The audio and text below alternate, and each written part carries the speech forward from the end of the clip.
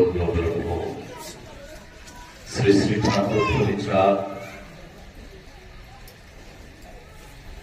যুগনায়ক গোবিন্দ বাবন বাবা গুরুচাঁদ জগন্মাতা শান্তি মা জগৎ জননী মা সত্যভামা শ্রীহরির দ্বাদশ সাগর হরিভক্তগণ ভক্তি ভরে করি আমি চরণ স্মরণ।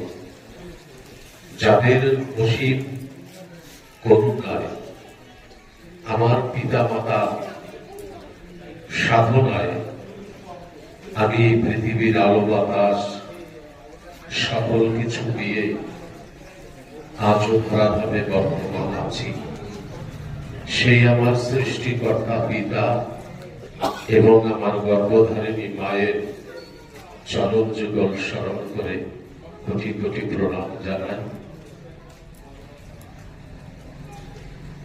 আমি স্মরণ করি সর্বপ্রথম যিনি আমার কণ্ঠে ঠাকুরের শান্তি মায়ের দেহ যে আচার মালা পঞ্চম বর্ষ বয়সে আমার কণ্ঠে তুলে দিয়েছিলেন আমার দিদিমা, তার চরণ যুগল, যিনি ছিলেন গোপাল সাধুর ধরা।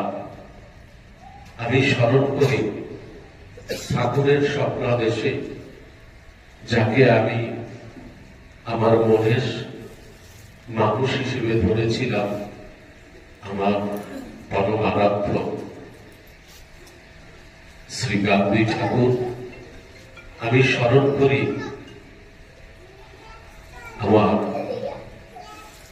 পূর্ববঙ্গ সহকারে ভারতবর্ষের সকল বিগত দিনে যত মতুয়া ভক্ত গোসাই পাগল, যাদের অসীম করুণা না থাকলে হয়তো আমার মতো মানুষ আজকে এই আসরে এসে দাঁড়াতে পারত না। এবং এই আমার আসরের সম্মুখে যারা আছেন সকল বাবারা এবং মায়েরা, আপনাদের অন্তরের আকুতি, অন্তরের ভালোবাসা যদি না থাকতো তাহলে আমি আসতে পারতাম না। হয়তো আপনারা কেউ চেয়েছিলেন আমি এখানে আসি। তাই সর্বোপরি ভক্তদের শক্তি প্রবাহমান, সেই ভক্তের ভক্তির আকর্ষণে সকলেই ছুটে আসে। যেখানে আমার হরি ভক্তরা থাকে সেখানে ঠাকুর থাকেন, তার দ্বাদশ পাগল থাকেন। আজকে হয়তো আমরা ভাবতে পারি অনেকে যে সেই পূর্ববঙ্গের সোনার মাটি ছেড়ে বাংলা ভাগের ফলে আমাদের মানুষগুলোকে এই ভারতবর্ষের বিভিন্ন প্রত্যন্ত অঞ্চলে, যেখানে বাঘের ভয়, জলা জঙ্গল ভূমি, পতিত ভূমি, সেখানে তাদের ছেড়ে দেওয়া হয়েছিল। হয়তো ঠাকুরেরই এক অঘোষিত পরিকল্পনা ছিল। তিনি হয়তো আমাদের দিয়ে এই ঠাকুরের কথা দিক দিগন্তে ছড়িয়ে দেবেন। যদি আমরা বাংলার বুকেই থেকে যেতাম তাহলে হয়তো এই উড়িষ্যার মালকানগিরিতে আমার ঠাকুরের ধাম হয়তো আজও প্রতিষ্ঠা করা সম্ভব হতো না। তাই আমরা কষ্ট স্বীকার করেছি, আরো কষ্ট স্বীকার করব। এই পৃথিবীতে যত মানুষ জন্মগ্রহণ করেছে, আপনারা সকলে একটা কথা মনে রাখবেন, আমরা যারা ঠাকুরকে অনুসরণ করে এই পৃথিবীতে এসেছি, আমরা কিন্তু তাদের মতো করে জগতে আসিনি। আমরা এই জগতে কিছু পেতে আসিনি, আমরা সকলে জগৎকে কিছু দিতে এসেছি। আমার ঠাকুর পরিচার, তিনি আমাদের মহান দাতা করেছেন, মহান পুণ্যবান করেছেন, মহান করেছেন তিনি। তিনি যদি মহান না করতেন তাহলে আজকে অল্প সময়ের মধ্যে ঠাকুর পরি গুরুচাঁদের যে মতুয়া ধর্ম দর্শন আজকে পৃথিবীর 65টি দেশে আমার ভক্তরা প্রচার করে যাচ্ছেন। এত অল্প সময়ের মধ্যে পৃথিবীর কোন ধর্ম এত বিস্তার লাভ করতে পারেনি। পৃথিবীর যে কয়টি ধর্ম প্রসারিত হয়েছে তার মধ্যে 6টি ধর্ম বিশেষভাবে উল্লেখ করা যায়। খ্রিস্ট ধর্ম, ইসলাম ধর্ম, জৈন ধর্ম, বৌদ্ধ ধর্ম, হিন্দু ধর্ম।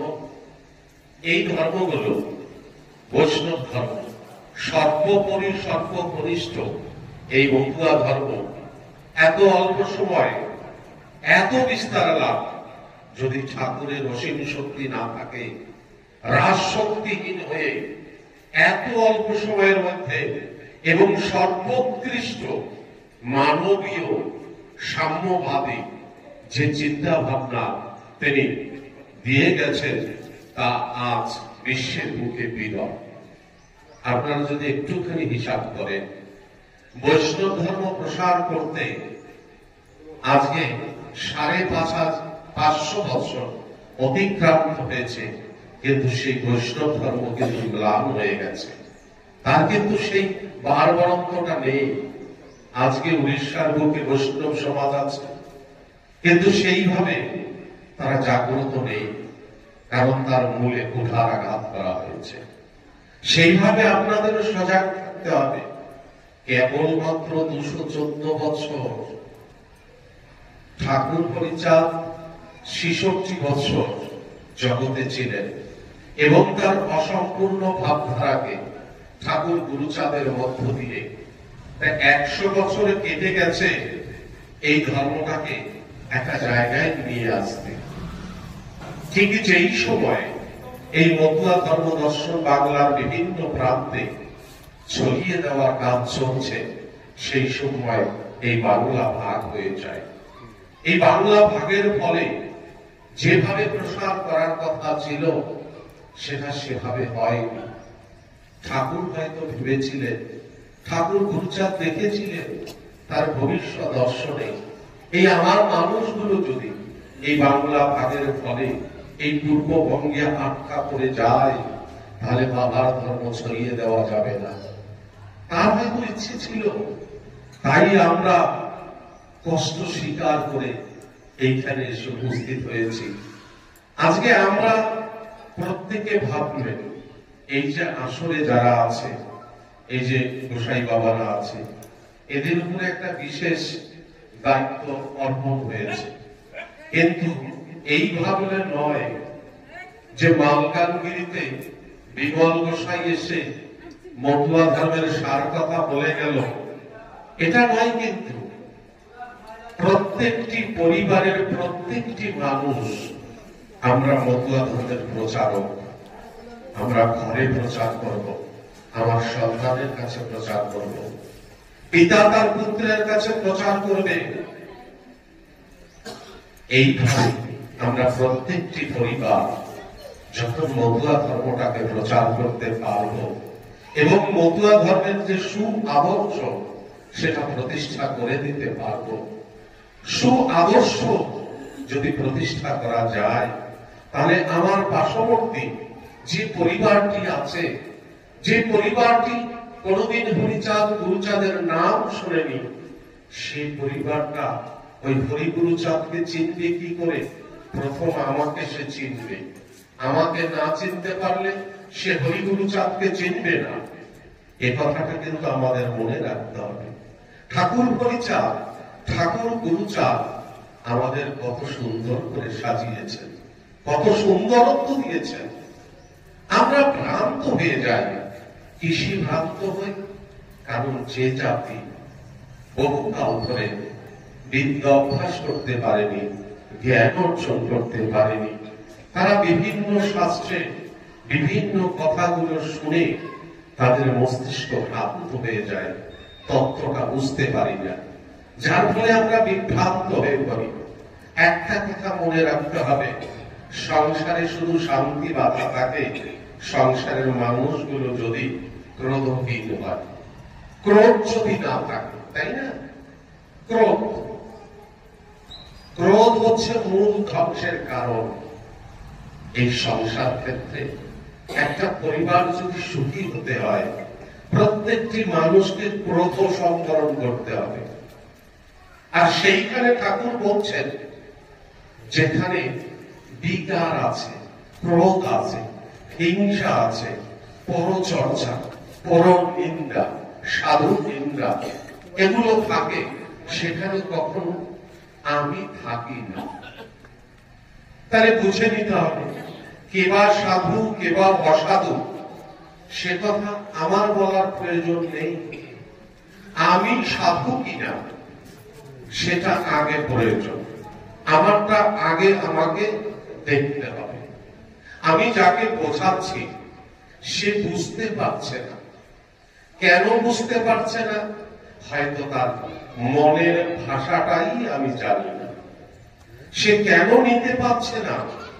হয়তো সে আমাকেই গ্রহণ করতে পারছে না। তাহলে আমি কিভাবে গ্রহণীয় হব সেটা আগে আমার দরকার, তাই না? আগে যদি নিজেকে সাজাতে পারি, এই সাজানো শুধু বহিরঙ্গ সাধুর সাজ নয়। ঠাকুর হরিচাঁদ তার যে দ্বাদশ আজ্ঞা দিয়েছেন, সেই দ্বাদশ আজ্ঞার প্রত্যেকটি আজ্ঞাকে আমাদের জীবনে অনুসরণ করতে হবে। সত্যকে অকপটে স্বীকার করতে হবে যে আমি এটা পাচ্ছি না, কিন্তু আমি চেষ্টা করছি। সর্বপ্রথম এই ক্রোধকে সংবরণ করতে হবে। ক্রোধ কি করে? ভক্ত সঙ্গ নষ্ট করে দেয়। একটা প্রতিষ্ঠান যখন হয়, সেখানে প্রথম এই ক্রোধের কারণে ছত্রভঙ্গ হয়ে যায়, ভালো কাজটা হয় না। সে কারণে ক্রোধকে আগে সংবরণ করতে হবে। এই ক্রোধকে একটু সময়ের জন্য সংবরণ করতে না পেরে এই বৈষ্ণব ধর্ম অপবিত্র হয়েছে। বৈষ্ণব ধর্ম কিন্তু আর টিকতে পারেনি। কেন? মহাপ্রভু তিনি পূর্বের প্রতিজ্ঞা ছিল প্রেম দিয়ে জগৎ তরাবো, কিন্তু যখন নিত্যানন্দের মাথায় কলসি কাটা মারা হলো, জগাই মাথায় মারলেন, অমনি বিস্মিত হলেন মহাপ্রভু। অমনি তিনি সুদর্শনকে আহ্বান করলেন।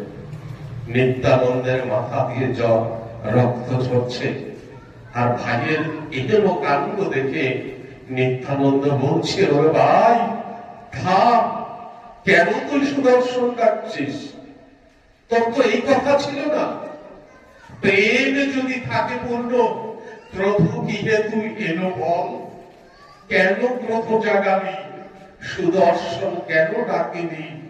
এবে বুঝি জগাই মাথায় পতিত রয়ে গেল ভাই।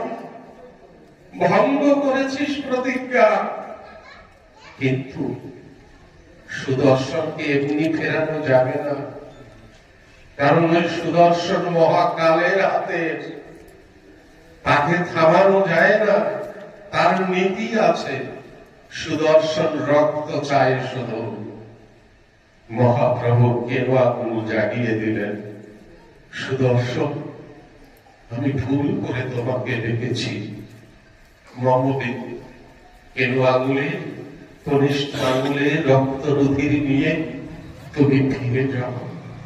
প্রেম দাতা নিত্যানন্দ তার সঙ্গে করে হরিতে পারায় সেই হরিভক্ত দ্বারে।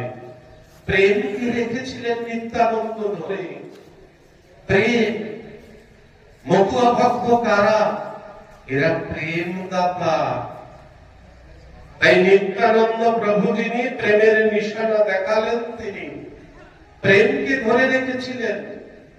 তাই বলছেন, বৈষ্ণব হইতে বড় মনে ছিল সাপ, ত্রিনাদ শ্লোকেতে পড়ে গেলাম বাপ। দাদা নিত্যানন্দ, আমি ভুল করেছি, এ ভুলের আর শোধ হবে না। সেই হেতু তোমারে বলি, ভবিষ্যকালে ঐশ্বন্য কোণে আসিবে পূর্ণ ব্রহ্ম হরি। যিনি হবেন পূর্ণ প্রেমের অধিকারী, তার যত ভক্তগণ এরা সকলে প্রেম দাতা হবে, সেদিন জগৎ তরিবে, আমি পারলাম না। তাই তো আজই আমরা কি দেখি, ঠাকুর হরিচাঁদের যত ভক্তগণ, দশরথ বিশ্বাস, রাউত কামারবাসী দশরথ পাগল, মৃত্যুঞ্জয়, এরা পরম বৈষ্ণব ভক্ত, তাই না? এরা নিত্যানন্দের ভক্ত। প্রেম নিয়েছিল কবে সেই প্রেমিক আসিবে, তাহার সহিত মিলিত হয়ে জগৎ তরাব। এমনি ঠাকুর তাদের ডাকেনি, তারা অগ্রভাগে এসেছিলেন, প্রেম নিয়ে বসে আছেন। তাই আমার তারককর্তা লিখছেন, সকল হরণ করে তারে বলি হরি। সবাই তো হরি হরণ করে, তাই না? হরিকে কে হরণ করে? হরিকে না হরিতে পারিলে হরিকে ধরা দেবে? অনন্ত অনন্ত অনন্ত অসীমে তিনি, কোথায় যে লুকিয়ে আছেন তিনি?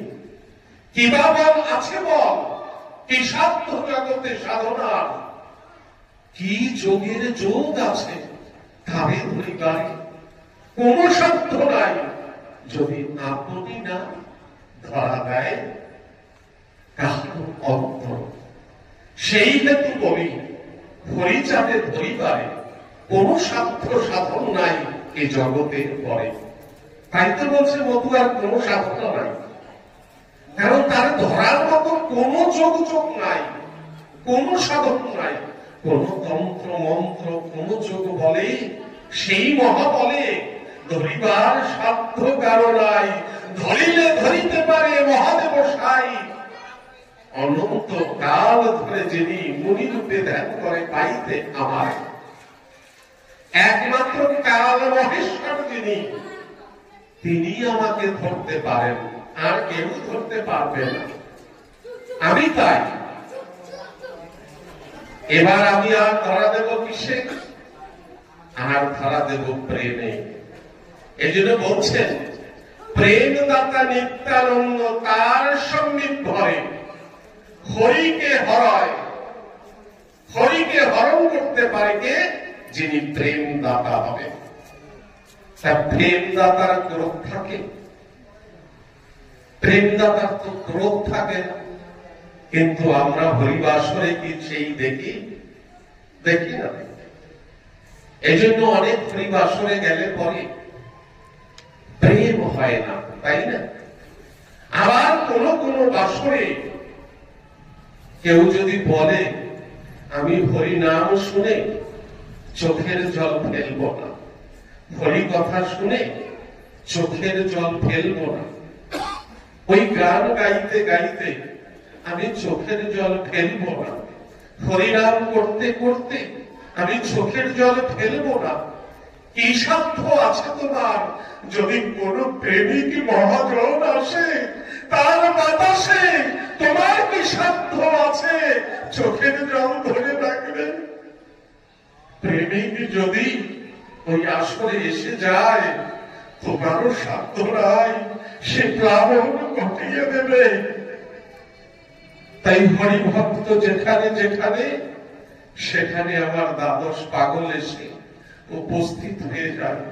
বাসনে বসলে পরে এক আসনে দিয়ে ধীর হয়ে বসে থাকতে হয়।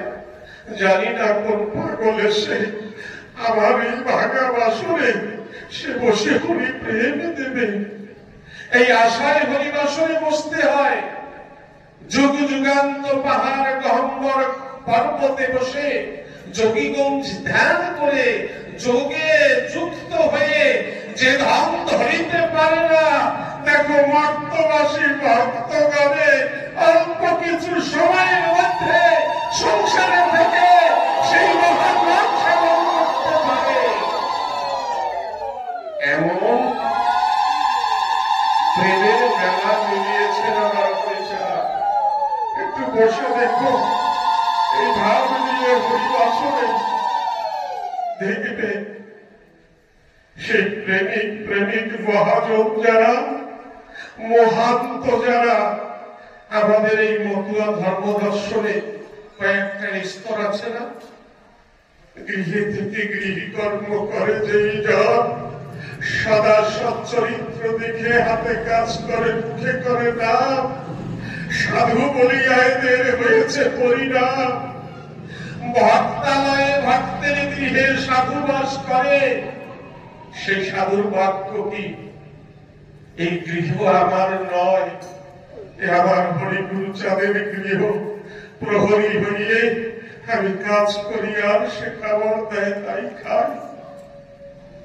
সাধু, সাধুর ঘরে ভক্তি থাকে। সাধু কারা? গৃহস্থ জন যারা, গৃহ ধর্ম সর্বশ্রেষ্ঠ পরিচ্ছদ কয়, গৃহ ধর্মে সর্বনরে দেখো এরা দিয়েছে আশ্রয়। যোগী কিংবা সন্ন্যাসী ব্রহ্মচারী সকলেই তো গৃহে পায় ঠাই। গৃহ দেয় অন্ন জল, গৃহ দেয় বস্ত্রাদি, তবে তো তাদের লালন পালন হয়, তাই না? তাহলে গৃহ কত বড় আর গৃহী কত বড় হয়, এরা সাধু হয়।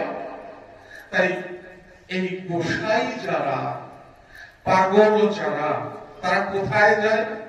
আজকে আমি ছুটে এসেছি না, কে এনেছে? আমার কি সাধ্য? কোন সাধ্য নাই, ভক্তরা এনেছে। আপনাদের ডাকে তার বিশেষ ভূমিকাকে নিয়েছে। লক্ষণ সেই গৃহে এসেছি, সেই গৃহে এসে যখন দ্বারে দাঁড়িয়েছি, ঠাকুর মশাই আর যারা যারা এসেছি আমরা, ওই বাড়ির মা প্রদীপ জ্বালিয়ে আমাদের বরণ করে ঘরে নিলেন। একটা বার ভেবেছি আমরা যে আজকে আমাদের কত সম্মান করেছেন। ওই মা শুধু সম্মান করেন, ওই মাকে শিখিয়েছে কে? আমার বাবা হরিচাঁদ, বাবা গুরুচাঁদ। তিনি শিখিয়েছেন এই বিশ্ব জগতে তোদের কোনদিন কেউ সম্মান করে নাই, ভবিষ্যতে তোদের কেউ সম্মান করবে না, তোদের ঘৃণাই করবে। ওরা জানে না তোরা কারা, কিন্তু তোরা কেন জানিস না? তোরা যে হরির সন্তান, তোরা সব থেকে মানি, সব থেকে গুণী, সব থেকে আধ্যাত্ম তোদের মধ্যেই আছে। তোরা কেন নিজেদের ছোট মনে করিস? তাই তো গুরুচাঁদ ঠাকুর বলছেন, বাঁচতে গেলে রাজার স্বভাবে বাঁচতে হবে। তা রাজা হতে গেলে কি লাগবে? শুধু কি রাজ পোশাক পরলেই হবে? রাজার স্বভাব হতে হবে। ঘর দ্বার বিছানা দিয়ে রাখো ফিটফাট। তার মানে কালকে যে বাড়িতে এসেছি, সে বাড়ি নয় শুধু, আরো আমাদের মানুষ কত সুন্দর করে সাজিয়েছে, নিজেকে সাজিয়েছি আমরা। আজকে আজকে মানুষের মধ্যে যাওয়ার মতো পরিবেশ তৈরি হয়েছে। এটা কে করে দিয়েছেন? আমার বাবা হরিচাঁদ, বাবা গুরুচাঁদ। আজও আপনি এত ফিটফাট থাকবেন, তথাপিও এক শ্রেণীর মানুষের মধ্যে যখন আপনি যাবেন, আপনাকে সম্মান করবে না। সে কেন করবে না? কারণ আপনার পরিচয় যখন সে পাবে, তখন সে আপনাকে ঘৃণা করবে। ঘৃণার মধ্যে কখনো ঈশ্বরত্ব নয়, হিংসার মধ্যে কখনো ভগবান নয়। এ কথা আমাকে জানতে হবে। আপনারা অনেকেই ভাবেন আমরা পূর্বে চন্ডাল ছিলাম, তাই না? কয়জন মানেন যে আমরা চন্ডাল ছিলাম? আমার তো হাতে গান যে আমরা চন্ডাল ছিলাম।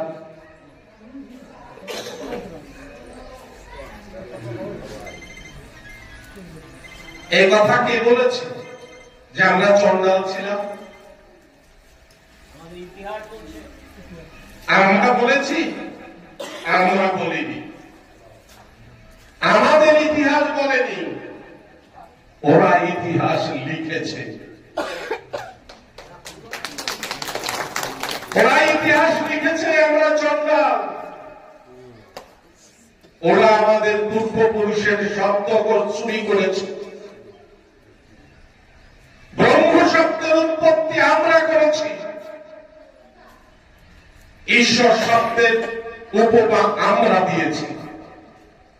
ওরা চুরি করেছে, কারণ বিদ্যা থাকলে চালাক হওয়া যায়, বিদ্যা না থাকলে চালাক হওয়া যায় না। তাই ওরা চুরি করে উল্টো আমাদের হীন শব্দে আখ্যায়িত করেছে।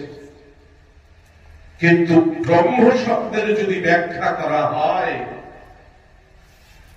ব্রহ্ম, ব্রহ্ম কি? খায় না তা মাথায় দেয়, বোঝাতে হবে তো। গুরুচাঁদ বুঝিয়েছেন ব্রহ্ম কারে কয়, সৃষ্টির মূল আধারিকা শক্তি তারে ব্রহ্ম কয়। সে তো সকল জীবের মধ্যেই আছে, তাহা হইতে আয়ন যা তারে ব্রাহ্মণ কয়। তাহলে আমরা কারা? একথাই বুঝতে হবে আমাদের। সৃষ্টির মূল বীজ সত্তা থেকেই তো জগৎ। এই পৃথিবীর প্রতিটি ধূলিকণাই ব্রহ্ম, ব্রাহ্মণ। যা এসেছে ব্রহ্ম থেকে আয়ন ঘটেছে, তাই সকলেই ব্রাহ্মণ। কিন্তু আমাদের শেখানো হয়েছে তোমরা ব্রাহ্মণ নও।